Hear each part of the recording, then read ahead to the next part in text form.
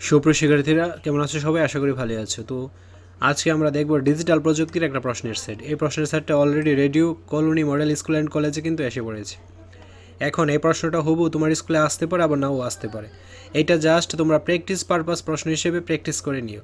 তোমরা বার্ষিক পরীক্ষার জন্য কতটুকু প্রিপেয়ার সেটা যাচাই করে নিতে পারো। তো সঠিক উত্তরটি খাতায় লিখো। আসবে 10টি, 1 করে 10 নম্বর। নিচের কোনটি বুদ্ধিবৃত্তিক সম্পদ?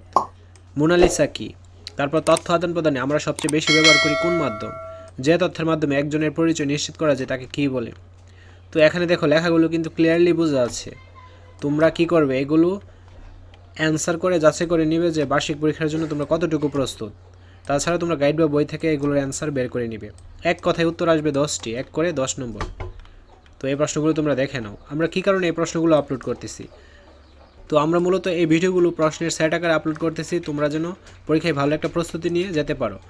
তো কপিরাইট কাকে বলে? ব্যক্তিগত তথ্য কাকে বলে? ফ্লুচার্টের 2টি সুবিধা লেখো। রোবট কি?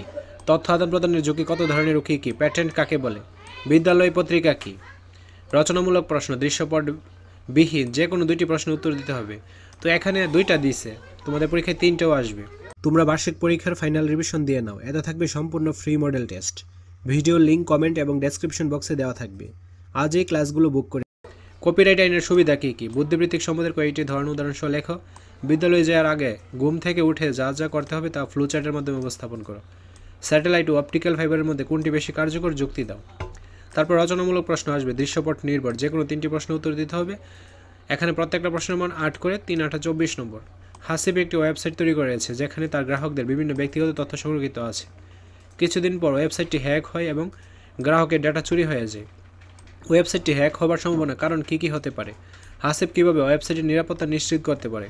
কোনো কারণে যদি ভিডিওটি ঝাপসা হয় বা গোলা আসে তাহলে অবশ্যই ইউটিউবের ভিডিও সেটিংয়ে যে ভিডিওর কোয়ালিটিটা ইনক্রিজ করে দিবে।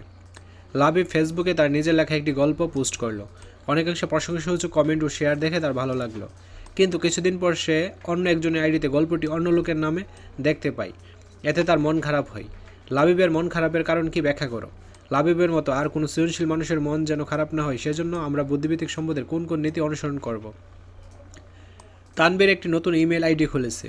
বিভিন্ন ধরনের ওয়েবসাইট এই ইমেল ব্যবহার করেছে। একদিন তার ইমেলে অনেক স্প্যাম মেসেজ আসা শুরু হলো। ইমেলে স্প্যাম মেসেজ আসার কারণগুলো কী হতে পারে? তানবীর কীভাবে স্প্যাম থেকে ইমেলকে রক্ষা করতে পারে? তারপর দেখো এই প্রশ্নটা কিন্তু ক্লিয়ারলি বোঝাচ্ছে। তোমরা অবশ্যই এগুলো প্র্যাকটিস করে নেবে এবং এগুলো নোট করার কিন্তু দরকার নেই। নোট করলে দেখা যাবে কি টাইম ওয়েস্ট হবে।